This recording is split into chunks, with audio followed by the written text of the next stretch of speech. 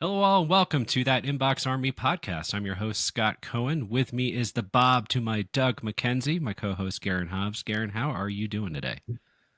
Pretty good, Scott. Take off, eh? Take off, eh? All right. These days, we as marketers and frankly humans, we're inundated with talk and mostly poor usage of AI. And there's always big talk about collecting and using data, but let's be honest with ourselves. Most people don't know what types of data they're collecting and what types of data are actually being used.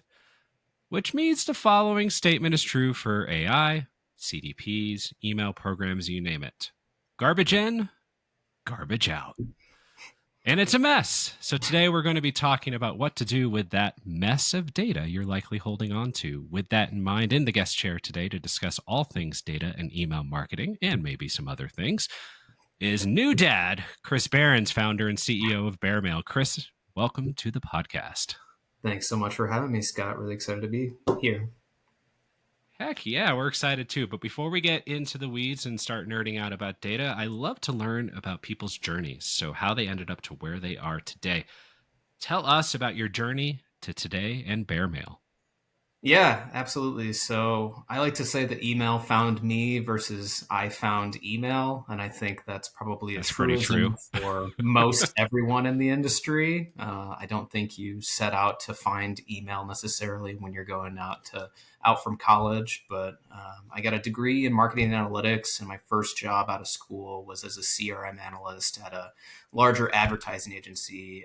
And the client that I was working on was a large CPG brand that had a highly sophisticated CRM program. And my responsibility was to analyze their email marketing program and identify opportunities for them to improve engagement and drive better loyalty within their loyalty program. And I quickly discovered that email marketing can be hugely personalized to an extent that I never thought possible. And this was back in 2010, where I spent I spent many hours analyzing between 30 to 70 different versions of a campaign going out the door all at the same time. And it spoiled me rotten because now I have seen that that was one end of the spectrum for email marketing. And there's the other end of the spectrum for email marketing, which is one size fits all programs and not personalized communications. And so I quickly fell in love with email because it was data driven at its core, and that's who I am as an individual. I'm highly analytical, and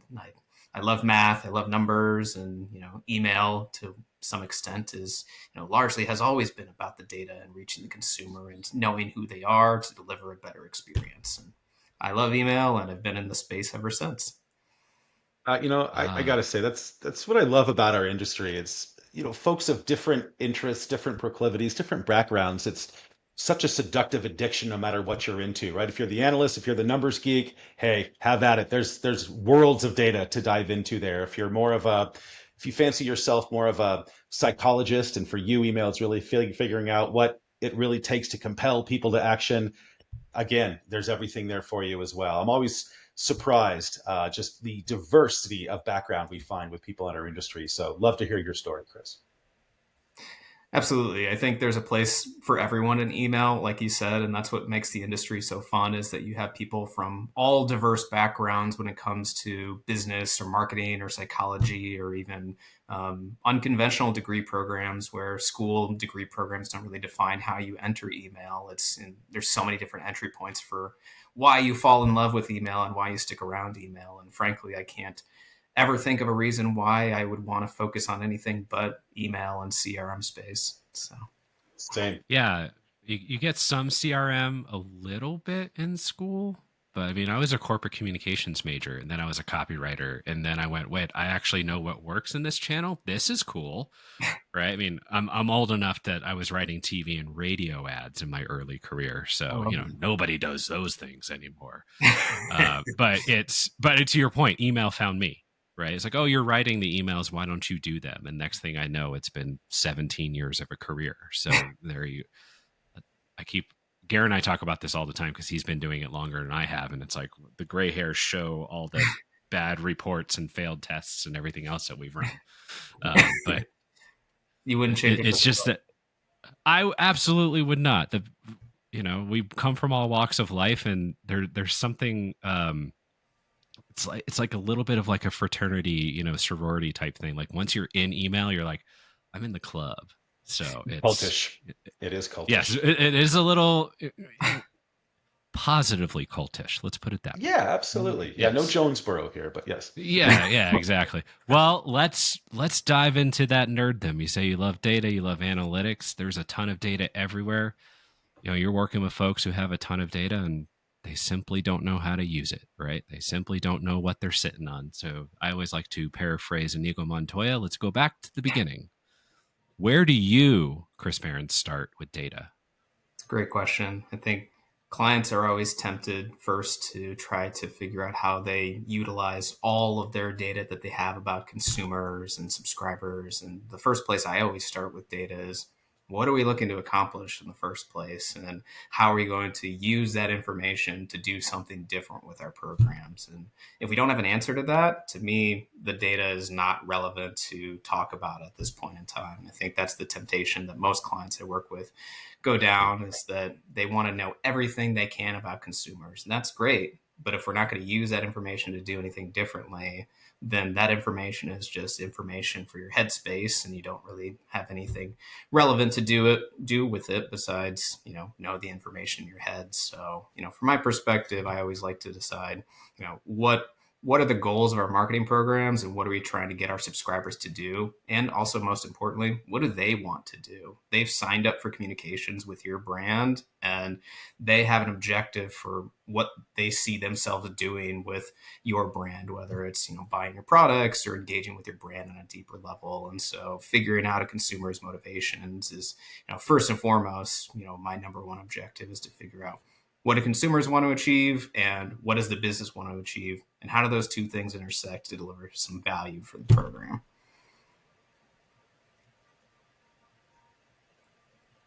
Yeah. Yeah. I mean, got it. You can't know where you're going till you know where you are, right? So Exactly. it's, and where you want to go. Absolutely. Exactly. And I think, I have go ahead. no, please, Chris. Oh, I was just going to say, I think, kind of to put it more concretely, I think I work with a lot of professional sports teams and sports organizations, and they tend to largely have some of the same objectives, which is get people to come out to games and grow fan engagement and drive merchandising sales. And so when you think about various industries and what they're trying to achieve from a business perspective, oftentimes when you look at specific industries, it comes down to, 1 to 2 primary objectives in which you can start to design programs around those objectives and figure out how you quote unquote put your subscriber hat on, or in this case, put your fan hat on to go drive a better experience for what they're looking for. Yeah. I have those similar conversations at least 3, 4 times a day with our clients. There's no end to the data they have, but I tend to hear the same thing over and over, and that's, we don't know enough about our customer, right? And then or our prospects, and you look at the data, and what you see there is a lot of profile data, a lot of event data, but there's not a lot of context to it, right? So what I like to reflect back to them is, in the midst of all this data, if you could only know one thing about your client or your customer, what would that one thing be? And I understand that's sort of subjective, or largely unique from each business to the next, but I think what we're really talking about here, Chris, is foundational data, right? So in the broader general sense, what would you say would be those 3, 5, 10 attributes or data points folks should really be focusing on before getting to all of the window dressing maybe a little bit later on? Yeah, I love that question because I think it narrows your mindset about what's really important for any program that you look at. And from my perspective, there's 3 places I always really like to start in terms of what we can know about a consumer that really helps start to drive some personalized or value driven experience. So, number one, when did the person sign up for your program? As a really simple starting place. So, just from that information alone, we can know, do they know a lot about your brand, or do they not know a lot about your brand? Where does the education part of your messaging start? Just by knowing that information alone is hugely valuable no matter which industry that you work with. Number two, what are they clicking on within your program's content is always an extremely valuable part of the conversation. So the consumer is always telling you, whether they know it or not, what they're interested in and what they might be interested in the future. So using that information just to understand, are they recently interested in something, or has it been a while since they've been interested in something? Simply knowing that information up front is hugely powerful to start to drive a better experience for the subscriber. And then finally, have they actually put money down or made a conversion commitment to your brand is really valuable information no matter which industry you work with too. So are they a prospect? Are they a first-time buyer? Are they a repeat buyer? And when it comes to the goal for most email programs that I work with, it's finding a large swath of first-time buyers and trying to get them to the next purchase, because ultimately that's the biggest challenge you have for almost any retention program, is figuring out how you move the needle from someone who comes to your brand once, experiences something great, but then get them to come back again for whatever industry that you're working with. And, that varies obviously from industry to industry and brand to brand, but, largely speaking, those are the types of problems that I like to center around, because everyone typically has access to this data and everyone can use that information to start to develop some basic lifecycle marketing programs as well as some basic personalization programs. Yeah, I mean that nuance of when people raise their hand, right? You talk about how recent and how far are they along before they even raise their hand. I mean, when I was in higher ed, for example, we had a welcome program, a nurture program that ran for almost 2 years. Wow. Because it was front loaded, right? For the first 30 days, people were excited about going back to school. They're going to do all these fun things. And then after that, you're like, oh, wait, it's like a 2 to 4 year commitment for these people. They're going to take some time to think about it. We need stuff for them too. Right. And then with newsletters and everything else and blah, blah, blah, blah, blah. Right. So, but there's this, but when is very important. And also, I would add one thing, who, right? Because if they come, you get somebody who's a new purchaser from you. I mean, your sports example, right? Maybe my wife goes out and buys me tickets to go see the Utah Jazz for Christmas or for my birthday or whatever. Or probably for me, it would be they're the Mammoth now, not the hockey club anymore. Because I'm a hockey guy more than I'm a basketball guy. But if she's buying it for me, do you know that they're shopping for themselves or shopping for somebody else? I mean, those are things that can be pretty critical. Or Garen uses this example all the time. He shops and then maybe he buys something for his wife, and next thing you know, all the emails are about stuff for his wife. And he's like, that was one time, guys, settle down. So, or the context they put it in, right? It's not other dresses she'll love, it's other dresses you'll love. And that's a very quick psychological disconnect, right? If you wear dresses, Garen, no judging, man. Do your thing. Be you. This time of year, I'm open to it. It's hot. The boy's got to breathe. But we talk about these fundamental things and when, what, and why. I mean, this is the classic 5 W's type thing. But how do you go? What's next? We talk about what is their purchase behavior? What are they clicking on? What's actionable from that? What are some 3 or 4 things that you go, hey, if you know this, do this. If you know this, do this. If you know this, do this. Like, walk us through that a bit.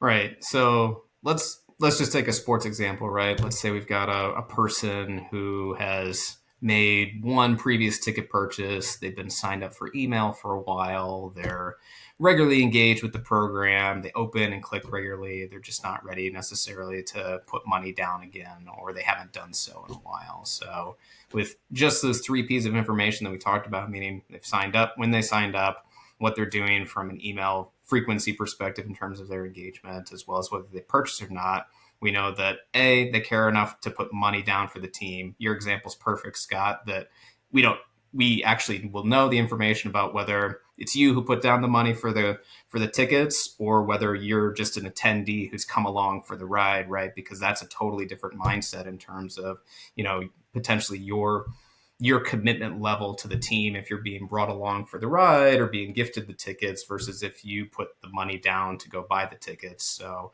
understanding just that information alone, we think about, okay, what can I do to get this fan to come back and make a second purchase, which is arguably one of the hardest things you can do in any industry, right? Yeah. Let alone sports. And so when you think about it, there's something that is emotionally compelling about why they participated with your brand in the first place. So reselling what that game day experience was like for them and harnessing those memories that they had about what their experience was like when they first came to your brand is something that is hugely powerful in sports, let alone, any industry, right? Because there is some positive impression that you made with them where, they decided to commit at least their time and usually their money and dollars to go participate in your brand experience. And so using that information to resell the experience and also reminding them of some social proof points along the way for, why people do continually come back to go see Mammoth games, for example, or Utah Jazz games. And I think that's what's really cool about sports is that it's so oftentimes that you find fans that are attached to the wins and losses on the board versus necessarily the experience. And I think the great brands out there, they don't sell price, they don't sell discounts, they sell the experience. And so if you can create a great experience, that's really where the power comes in with personalization and in driving better outcomes for your business, particularly in sports where you have that deep emotional connection and possibility for creating lifelong brand advocates for your sports team, right? Because once you pick a sports team, typically you're not straying from that fandom once you're in, right? I have Not if you're a good fan. No, Unless you're a Rockies fan. Yeah. that is a little tough. Yeah. Yeah. Maybe by the Too time soon. this, Yeah. what is it that they have to go like 108-0 or something to like best it's something ridiculous. Like they can't lose a game to I believe like they the can all-time record. I'm pretty sure that was a few days ago and they've already lost since then. Yeah. So, the best record's out of the question. Exactly. And I've experienced a little bit of that myself with being a Chicago Cubs fan for most of my life. And, for a good long 20 years of my life, which is far shorter than most Cubs fans, dreary and, dismay about how bad the team was forever. It is about that experience as crazy as Wrigley is and as funny as the experience might be. I think that's what they really sell is figuring out that it's a great experience to come out and see again and again and again. And that's what great brands really do is they sell the experience versus selling, necessarily discounts and, things that are short-term gains for your business. So I love that answer. I'm a huge fan of, leaning very heavily on aspects such as context, emotion, and impact to drive email strategy. One, it's for a lot of the reasons that you said, right? I mean, it allows you to really kind of strum those most resonant chords within the individual. But to your point, it also means we're now motivating intrinsically rather than extrinsically, right? Folks are motivating themselves rather than being compelled by discount price promotion, which is a game of increasing ante and not at all, sustainable. If it took 10% to get them this time, it's 15, 20 next. It's a race to the bottom. So I really like leaning on that. However, you know, how do we get that critical data? There are a lot of inferences that can be made off of, customer actions by, overlaying multiple data points and drawing a conclusion. I'm a big fan of just asking the customers, the subscribers, right? Polls, progressive profiling. I do get a lot of resistance. Chris, I'd love to hear your thoughts on really how we get the real understanding behind the data points themselves, right? What's your favorite sort of go-to techniques and tactics here?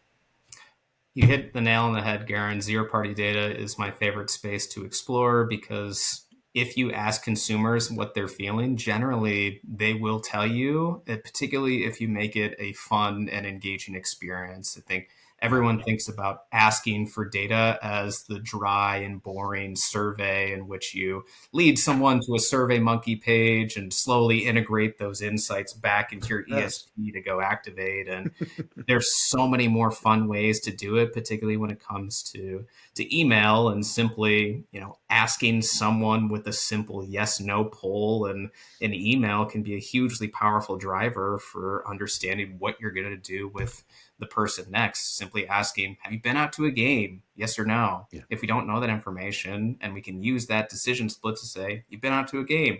Great. Let's figure out a way to make you come back to the game. Nope, you haven't been out to a game. Let's figure out the best way that we can tell you about the experience and figure out how to educate you about what we have to offer, right? It's very, Yep. when you think about data collection, I think the great thing about working in email is that click data has always been a hugely powerful driver for understanding consumer motivations, and using the content up front and being transparent about what you're asking for and why you're asking for that information Yeah. is great for the consumer and great for your brand. I think Yeah. that I 100%. find that brands and marketers are afraid to ask those questions. And I think part of it is they're worried people are going to unsubscribe, which I always go, if they were going to unsubscribe from that, they're going to unsubscribe anyway. So it's not a loss. Yep. But two, I think the concern is, and let's be honest, it's we're going to ask for this data and then not use it properly or Oh, not use it at breaking all. the Like covenant. what's, yeah, I mean, what happens if you go out and go, well, how often do you want us to email you? And then you say once a week, and then you still send them 3 to 4 times a week, like whatever you're doing. That's It's real. like, well, why did you bother to ask me in the first place? Why did you waste the time to ask me? Exactly. And so I don't know if the fear is the first one or the second one. It's probably a combination of both, but Yeah. it we shouldn't be afraid, right? Like we shouldn't. I mean, people. It's a matter of establishing trust. If you ask people questions and you use that data and you listen to them, people get more invested. I mean, am I wrong here? I mean, is it crazy? I, I don't know. I don't think you're crazy. People love to self-identify. They just lack the opportunity to do so in a lot of these programs. To your point, a lot of that sort of lack of opportunity is driven by the marketer's reticence to ask in the first darn place. But I think you're onto something here, Scott. I think that reticence is really rooted in we don't really have a meaningful strategy to activate that data and reflect that back to the customer. Or hey, it's a big leap for us to get there, and so we're interested in asking, but maybe not yet. Right? That's what I see. Otherwise, I see no excuse or justifiable reason for the hesitation, for the reticence. It's you put a question out there, people are going to want to ask. Right? I will say one condition there, though. Something that I've seen and experienced is that how you ask that question for that critical data point can make all the difference. Sometimes you need to ask it in an oblique sort of way because we as human beings, I found, we have a tendency to answer in the aspirational, in the positive. We often will answer questions with who we wish we were or how we like to see ourselves versus who we really are. I might have told the story before, but this really came through to me loud and clear. This had to have been 10, a dozen years ago, doing some consulting for one of the big food websites, might have been cooking.com, might have been Food Network. But the adherence and participation within their daily recipes email program was surprisingly low. And it's difficult to understand why, because they were delivering the exact type of recipes people asked to receive. You enter the program, you want to receive these types of cuisine, this type of cooking. Is it this topic, that theme? And that's exactly what they would deserve or what they would deliver. Then I decided to take a look at preferences combined or overlaid with actual click behavior. And what I saw was a complete and utter mismatch. Scott, Chris, what type of recipes do you think people were saying they wanted to receive? Right, you can see where I'm going here. Give me a couple guesses. I'd say anything in the healthy eating space. People want to be healthy. Boom, I would, yeah. vegetarian. Go ahead, Scott. Yeah. No, I was gonna say the other one. I mean, my wife cooks 5, 6, sometimes 7 nights a week. And she always thinks she has to get these new recipes and try new things all the time. Aspirational. And we went, you don't have to. We're fine with hot dogs and French fries from the freezer. Like, settle down. So, definitely healthy for sure, because that's always, for many people, that's always aspirational. Vegetarian, perhaps, because that's sort of health oriented. I would say baking too, right? I mean, I think anything, when you're getting a daily recipe, you're like, oh shit, now it's work. Yeah, right? you're both right. It was healthy eating, low carb cooking, vegetarian recipes, but then also very complex sort of, Tony type of thing, beef bourguignon, duck à l'orange. What do you think their click behavior actually reflected? Gentlemen? The easy Comfort food. ones. Comfort, easy Comfort foods. food and eat, yeah. Mm-hmm. Yeah. The worst comfort foods, the heaviest, just dirtiest desserts you can imagine, and the things that can be done in 5 minutes with a microwave. You're absolutely right. So I learned there very quickly, you need to ask the question obliquely. And I think a lot of us who took psychology in college learned this as well, right? There's that famous sort of study that if you asked people if they went to church on a Sunday, you're more than likely to hear yes. But if you simply, because people feel that's the answer you want to hear, the answer they have to give, or it somehow reflects that they're this good, upstanding person. But if you change this question slightly to what did you do on Sunday, church very rarely enters the picture, right? So yes, polling, I love that. Make it slightly oblique so we're not leading folks to a biased answer or to an aspirational answer. But yeah, brands, if you're out there listening, just ask. Just ask. It's easy. Just ask. And I love that's why when you look at political polls and poll questions, look at how they ask the question. Oh, they're structured. Those are choreographed. They're They're very much in their 100% lives. structured to get the answer they want to show. 100% I love the that answer example. that they want to show. So, well, I mean, asking questions, using click behavior, is there such a thing as too much data? Absolutely. And how much data is too much data? And then what's your process for mapping that data to program requirements?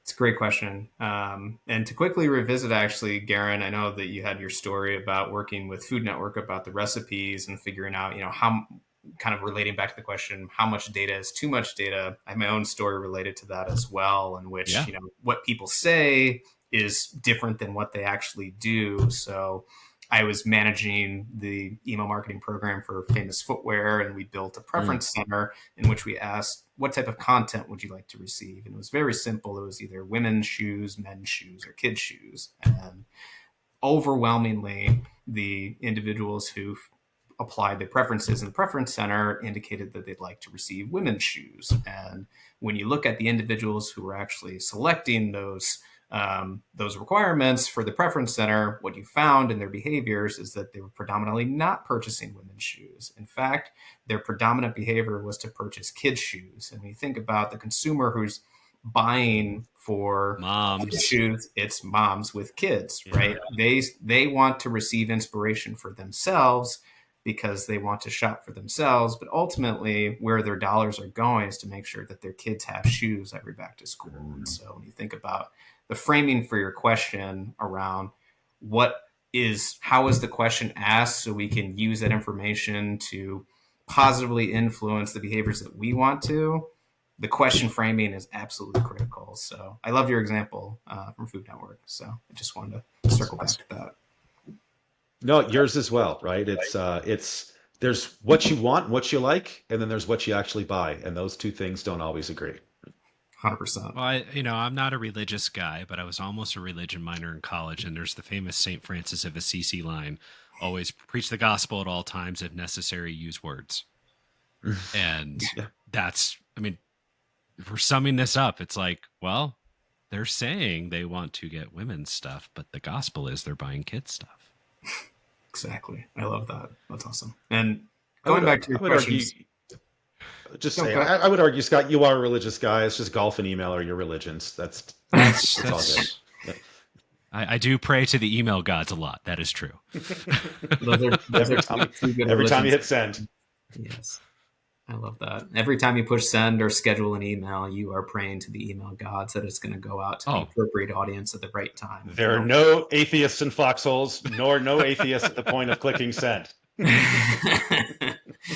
Send anxiety is one of the most real and relatable behaviors that I have ever seen. This is my sending hand. There you go. Yeah, it's got a brace on it. Yeah. uh, I But love it. but getting back to that question, I mean, I think the figure I've heard quoted casually, I can't recall the source, is that, hey, in all of this data we go through such pains to collect, there's maybe 5% that represents a truly actionable insight, right? How do we separate that wheat from the chaff? How do we really get to the two? How do we get through all of the data that we have and don't need to find those little kernels that make all the difference in the world? Yeah, great question. I think, like you said, I have rarely seen a brand use more than about maximum 25 to 30 different attributes about their customer. And that's being very generous in terms of, attribution and what you know about the customer. And from my perspective, it all comes back to what can we do differently with your experience if we have this information, right? Because I think what I find with almost every client that I work with is that they're data rich, at least from amount of data that they have, but both insights poor and content poor in terms of trying to deliver a different experience. And particularly the latter, I'm really interested in how this evolves over the next 6 to 12 months, even when you think about I know something different about a consumer. What can I do differently? Meaning, what's the creative experience and actual email that they're going to receive that's going to be better or at least different than what they're receiving today? And content creation has always been a space that I think brands have struggled with because it requires manual human intervention to create content at scale, and that tends to be relatively expensive. And now, with the introduction of tools in AI that make content creation a little bit more productized, I think it's an interesting space that's developing slowly, and it's very immature, to be clear. I think there's plenty of copy out there that is very clear it's written by AI still, even though it's gotten significantly better over the last 12 months. And there's image generation tools, which of course we all know the famous misspellings on the ChatGPT images that we see viral all over the internet, whereby that space is going to be rapidly It's the disrupted. eyes. Right. It's the eyes. It is the eyes. Fingers. The eyes and the fingers. Yeah.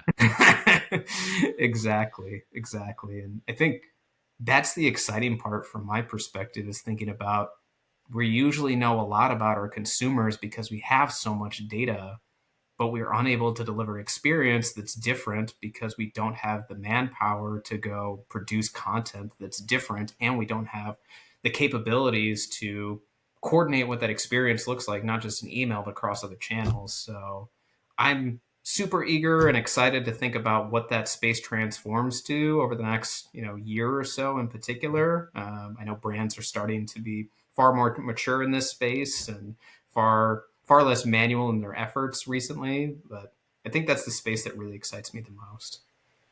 It does for me as well, but and I want to gently push back on something you just said. I feel like we do Sure. have the technology to do those things. What we lack is the mindset, right? What we lack is the commitment to approaching marketing from that perspective, because it's more difficult.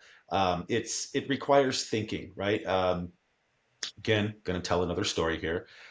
So Calm, right? The meditation app.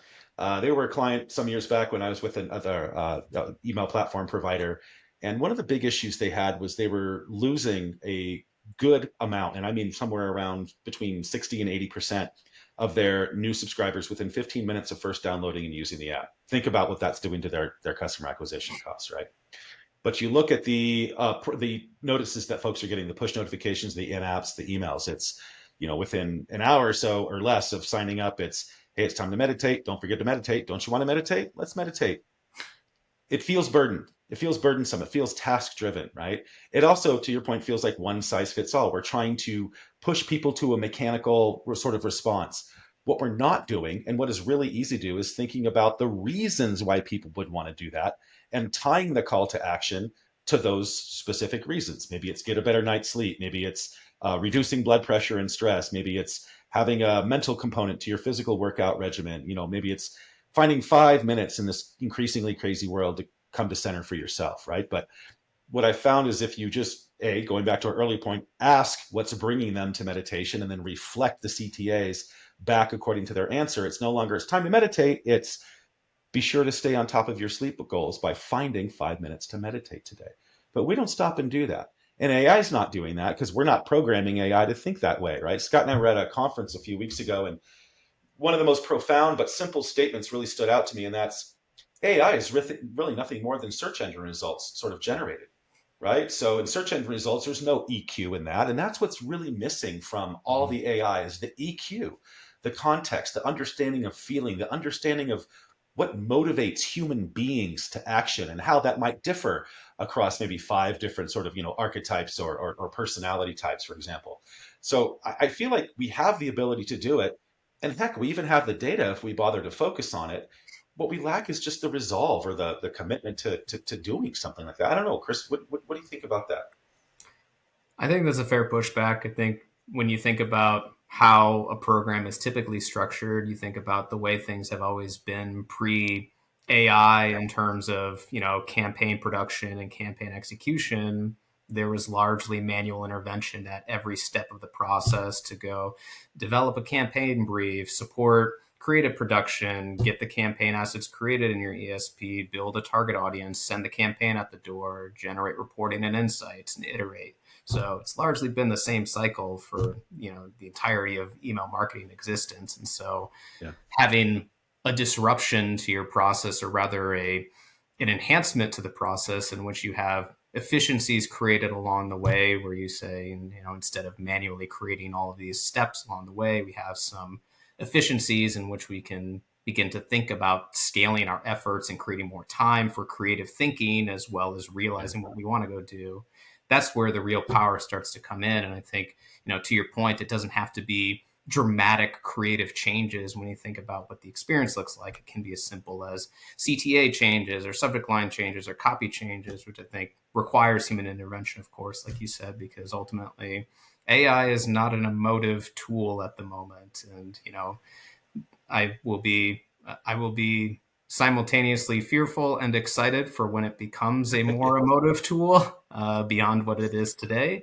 And but for now, I think human-centered intervention for creating marketing campaigns is absolutely going to be critical for a long, long period of time, and that's going to be a differentiator for brands. Is thinking about I can't just press a button and make an email campaign come to life and really get to understand my consumer at a truly deep and emotive level to drive a business outcome. There has to be some human intervention in there to deliver an experience that's actually human and actually resonates with people, because humans like talking to humans. Humans generally, from my experience, don't necessarily like, speaking with AI to the level of depth or the level of emotional engagement as, what you get with the human interaction, of course.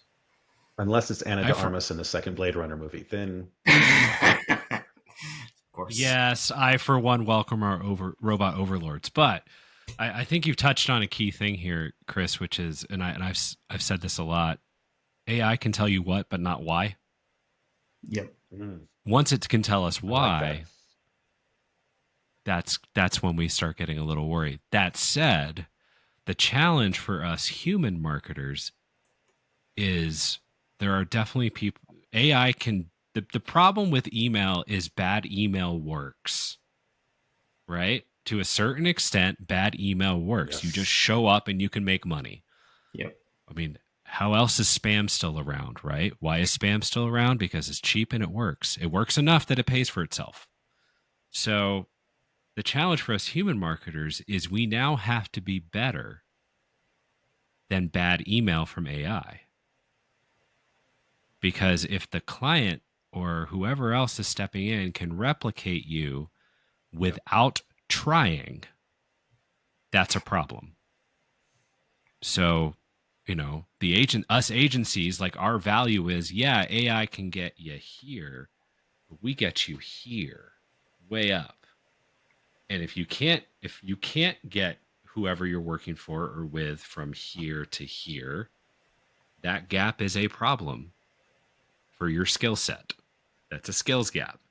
But there's like we've established, AI has established a baseline for it's good enough. 100%. We got to get an email out the door. We got to make some money today. I don't care. Get something out.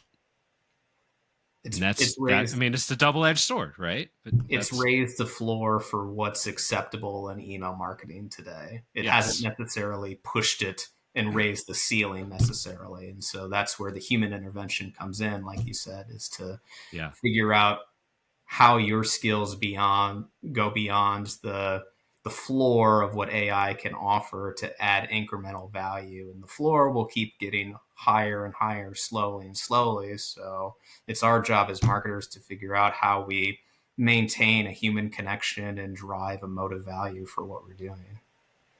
Yeah. Well, I mean, let's dive a little deeper then on AI. When we're talking data, it's garbage in, garbage out, right? So why is data so important in this AI puzzle? Great question. Like you said, garbage in, garbage out. It's been a truism with any use cases related to data since the beginning of using data in any marketing channel. And so if you get a steaming pile of garbage in, you're going to get a steaming pile of garbage out. And one of the most neglected pieces of marketing in general and is investing into data quality. And I think where brands tend to get trapped with data quality is to look at all of their data comprehensively and think, I don't know where to start in cleaning this mess up. There's oftentimes these large legacy programs which have countless database tables and hundreds of attributes over many years that have been poorly organized by 6 different teams who've all come together to contribute to the current state of what the program looks like. And so when you think about using AI appropriately, you think, what are the most valuable contributors to generating a positive AI outcome? And it tends to really narrow it down, typically from my experience, to 3 to 5 or 7 different attributes in which you really focus your core around cleaning up data that's actually predictive of the outcome and or helpful for driving a specific AI outcome. So let's take an example such as send time optimization, which has been a quote unquote AI driven program for many years. If you think about what are the inputs to driving an effective send time optimization program, you think about when do people engage and when do people convert. If you have reliable data around that, you typically have some reasonable predictor of maybe when they would like to receive communications. Ideally as well, you have some information around when are they in market to purchase and when are they in market to convert. And simply just having those pieces of information as a baseline is oftentimes good enough to get you an incremental outcome that's perhaps better than what you're doing today. And I think, the trap that marketers tend to fall into is thinking we need hundreds of attributes to predict every single outcome that is going to be useful for AI. And oftentimes, AI is productized and dressed up to be, simply a, 3 to 5 variable model that has been, casted as AI as a product for this moment in time. And, I think that's the key thing with AI is just understanding that nobody's ever going to have 100% perfect data.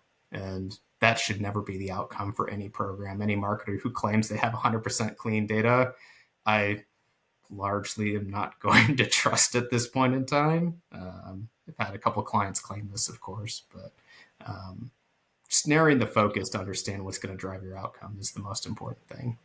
Well, and you may have multiple pieces to that, right? Because like Amazon, for example, breaks every model known to mankind because people buy everything on Amazon. I mean, I had the great story last year that I bought fox urine. Or no, coyote urine. Sorry, coyote urine. Because I have squirrels in my backyard that I'm trying to get rid of, and I'm trying to scare them off because I don't want to, I don't own a gun, and I'm not going to go out and buy a 22 for the purposes of shooting at rock squirrels. Although I've been tempted. Sure. But I'm sitting there going, what would a next logical product be for somebody who has never, ever in 15 years of buying from Amazon bought coyote urine? What's my next logical? What's that? I mean, that's like an AI buster, right? Like, Right. oh well, he's never done this for 15 years. Now it's all of a sudden he might be interested in this next.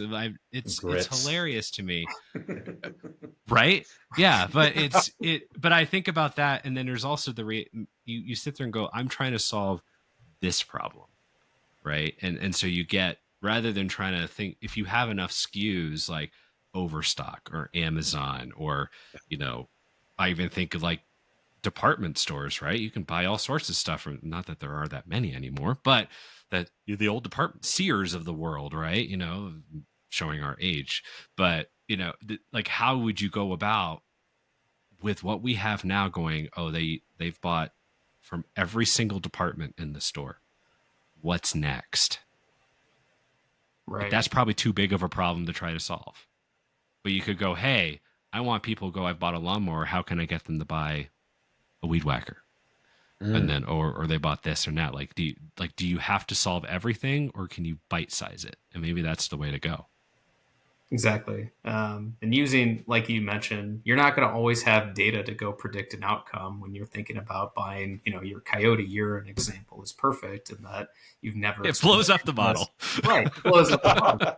Edge case. Exactly. So signals are everything, right? Because AI can't work without inputs that are valuable to drive a specific outcome. So, having some sort of indication about where your journey should go based off of what people are doing or what people are saying is absolutely essential. So, Yeah. I feel like ESPs are doing their bit to kind of encourage people to think more that way. They're doing it in a very sort of stick rather than carrot driven way. Um, Over the last couple of years, I've seen some of the sort of what I call, most recent wave or third wave solution providers go from a promise of, we consume all of your data and that's our value proposition, to, hey, you can have this much customer data. Beyond that, it's an additional fee, right? So what is the natural reaction? Because marketing budgets are always very tight, as you start extracting data from the platform and you leave just the most recent data in there, is what I've seen as the reaction. Rather than necessarily the most critical data, they're leaving just the most recent data. So I'm really hoping folks really start to kind of pick up on the necessity to really reassess what is most important, where are the actionable insights, what data do I need to really drive my strategy, and most importantly, with all of this in mind, what should my strategy really be today, and what do I need to support that? So I feel like these things are starting to kind of coalesce, and it's another aspect of human behavior that oftentimes we don't change until we're driven or forced to change. So it is good to see these folks exerting a little bit of that pressure and hopefully kind of accelerating this evolution a little bit quicker to the next step. Well, I mean, what's the stat that the average brand uses, like 10%, 15%, maybe upwards of 25%, not just of their data, but of the platform capabilities? Because they get 25% sold. utilization rate. Yeah. Yeah. They get sold this, you can do everything. And it's like, great, I can send my emails now. It'll wash your And car. that's all they do. Yeah. Yeah. right. Exactly, and I think it's so tempting when brands decide that they get attracted by a new ESP with all the new capabilities and bells and whistles that, in theory, solve all of their problems. It's not just a technology, conversation. It's a people and process conversation about doing something differently than what you've done before, Yes. right? And I think that's where most marketers and brands that I see that end up switching technologies or investing in new technologies end up stuck, is that they start to blame the technology for the problems that they still encounter from the last couple of years, when in reality their people and process have not changed to help them take advantage of their new investments that they've made to go take them to the next level of their program. 100%. All right. Last fun question. What are some of your favorite brands these days when it comes to email marketing? And you can brag about one of your own if you want, but let's talk about everybody. I love it. It's a great question. Actually, one of my favorite brands from an email perspective is Nintendo. Nintendo. I'm a big video game nerd, so naturally, I've been subscribed to Nintendo emails for as long as I can possibly remember. I have every Nintendo system you could ever think of. I was playing, the original Nintendo Entertainment System and handing people the controller when I was a baby to make sure that other people could participate in the fun that I was having. So I think I've always been a huge fan of Nintendo. And in particular, what I love about their program is they have this great system called My Nintendo, which is effectively a program which allows you to allows Nintendo to understand what games you're interested in and what games you might be interested in based off of your playing behaviors. So you voluntarily opt in to provide this information, and so Nintendo knows exactly what my game interests are and kind of where how my gaming has evolved as I've grown as a person. And so I was one of the people who got Nintendo Switch 2 right when it came out, of course. I was going to ask. I am a huge Nintendo fanboy, and within an hour of getting my Switch 2 turned on, I got this great onboarding email from Nintendo. One, just telling me how I get the most out of the system, which was a nice and helpful piece of information to have, but also recommendations on games that I would be relevant to me based off of the games I had previously played on Switch. So they knew, for example, I was a big Breath of the Wild fan because I, of course, had poured in 120 hours into that game. And You and me both. Simultaneously proud and ashamed to admit that I have done that, of course. And they are selling me on the new enhanced version for Switch 2, of course, because they know that's one of my favorite games that I've ever played. So just having a deeper understanding of who I am and what drives me based off of my usage of, their products has been hugely helpful for me from a consumer experience perspective. And I think that's where any great email marketing program shines, right? Is getting a true understanding of what you're doing and what you care about as a person and delivering content that's relevant to that past behavior or past motivations that you've had as a person. Yeah, Sony does a good job of that on the PS5 as well. I'm not a super nerd like the two of you. Garen knows that I have spent more than 100 hours on Assassin's Creed Valhalla, for example, because I can be a Viking with an axe and chop people up. It's pretty great. But I would get emails and push notifications through the app on my phone and all this other stuff, and so it was like, hey, you're at this point. I'm like, damn, like I literally just turned on the game. Boop, it fires the email. So that's good use of data, right? And but also making it clear that, yeah, we notice about you and here's the value we deliver as a result of the data that we know about you. So some people will probably get freaked out by it. Some people, I do this business for a living, so I'm like, hey, they have this well set up. Good job, guys. Like, I can do that. But yeah, they know what they're doing, right? And there are some people out there that know what they're doing, and 100%. Sony and Nintendo are two of them. Yeah, I love that example. And I think Sony and Nintendo too do a great job of gamifying the experience too, where you feel proud to show that you've been playing these games for so long based off of your achievements you have in these games. So you see screenshots flying all over the place about here's how many hours I played this game and here's all the things I've done. And they use all of that information to say, great, you've done all these things. Here's what's next for you now. And it's not a strange experience at all because you're providing value for what you're going to do next. So important sub question, Chris. Are you a finisher or a completionist? Because those are two different things. Mm-hmm. It's a great question. I typically am a completionist. There are some games that I feel are almost impossible to complete. Breath of the Wild being one of them. Aaron, if you have this experience, but there are games where you want to be a completionist, but I feel like you have to be an absolute hermit to be a completionist. I think there's certain games that I would love to spend another 500 hours in Zelda, for example, but sadly time is not an unlimited. Yeah, exactly.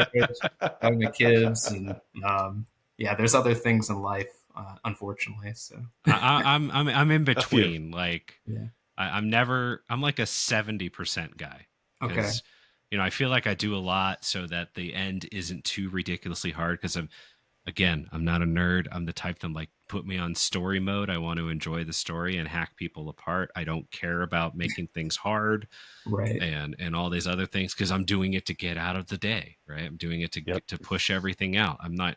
Don't make me think this hard. It's an But escape. Yeah. like I finished, what was it, God of War Ragnarok, and I'm like, oh, I finished the game. It's like you did 60%. I'm like, that was only 60%. Good lord. I find myself putting off the end of the game and going off onto the side quest to, be more of a completionist. I'd say some of the Red Dead games, Ghost of Tsushima for sure. That was a beautiful game. I did not want Right. that to end. And so instead of finishing the last bit, I'd go off on the side quest. But in any case, we're probably losing the ladies at this point. I wouldn't be so sure about that anymore. There are plenty of female That's absolutely true. I'm thinking of the broad video game general nerds audience, out. but yes. Yes. Anyway, you know what? This is a great place to stop. We've gone for almost an hour. So, Chris, where can people find out more about you and BearMail?